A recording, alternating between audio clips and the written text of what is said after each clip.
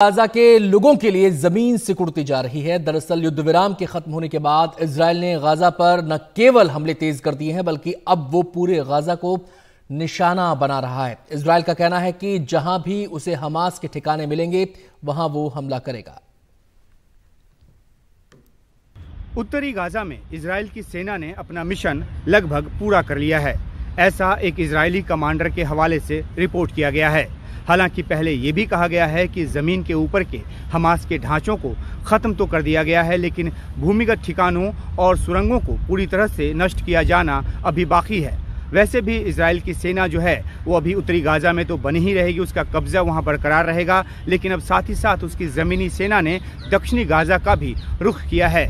ये इजरायल की सैन्य रणनीति का हिस्सा है और ये पहले ही वो साफ कर चुका है। टैंक, बुलडोजर, सेना को ढोने वाले वाहन और बख्तरबंद गाड़ियां जो हैं ये सब दक्षिणी गाजा के शहर खान यूनिस के आसपास के इलाके में घेरा बना रही हैं। इसके साथ ही इजरायल डिफेंस फोर्स की तरफ से एक इवैक्यूएशन मैप जारी किया गया है और साथ ही साथ एक निर्देश भी जारी किया गया है जिसमें मध्य गाजा के करीब 20 इलाकों से लोगों को सुदूर दक्षिण की ओर जाने को कहा गया है।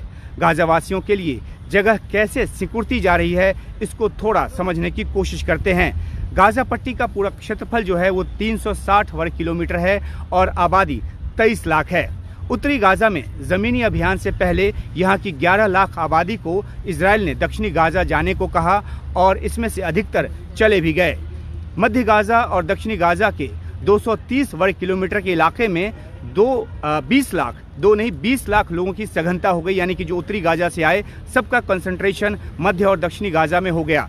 अब मध्य गाजा के 20 इलाकों के साथ साथ दक्षिणी गाजा के खान यूनिस और उसके आसपास के करीब 60 वर्ग किलोमीटर इलाके से लोगों को सेफ जगहों पर जाने को कहा जा रहा है, सेफ जोन में जाने को कहा जा रहा है। यानी कि 20 लाख की आबादी के लिए अब महज 170 वर्ग किलोमीटर का जो इलाका है वो रह गया है। इसमें से भी कितना इलाका सेफ है या पूरी तरह सेफ है ये कहा नहीं जा सकता, क्योंकि जो बमबारी है वो हर तरफ हो रही है।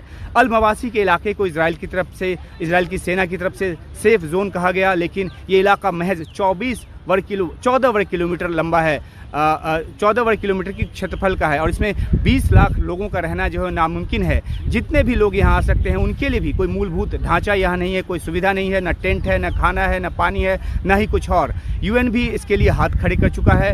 पहले भी सवाल उठते रहे हैं कि क्या गाजावासियों को मिस्र के सिनाई प्रायद्वीप की तरफ धकेलने की रणनीति है। इजरायल इससे मना कर चुका है और मिस्र भी इसके लिए तैयार नहीं, लेकिन आगे क्या होता है ये कहना अभी मुश्किल है। इजरायल युद्ध विराम की समाप्ति के बाद हमास के खात्मे के लिए एक बार फिर कमर कस चुका है। दक्षिणी गाजा पर ताबड़तोड़ हवाई हमलों के बाद अब जमीनी तौर पर वो वहां पे घुस रहा है।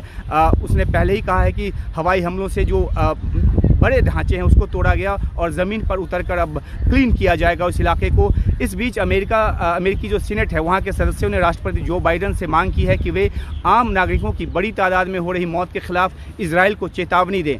अमेरिका ने पहले भी आगाह किया है, लेकिन इजरायल अपनी रणनीति के हिसाब से लगातार आगे बढ़ता जा रहा है और अब जिस तरीके से दक्षिणी गाजा में वो सैन्य अभियान को लेकर आगे बढ़ा है वो अपने मकसद को कामयाब होने तक नहीं रुकेगा। ये भी नेतन्याहू जो कि पीएम उनकी तरफ से साफ किया जा चुका है।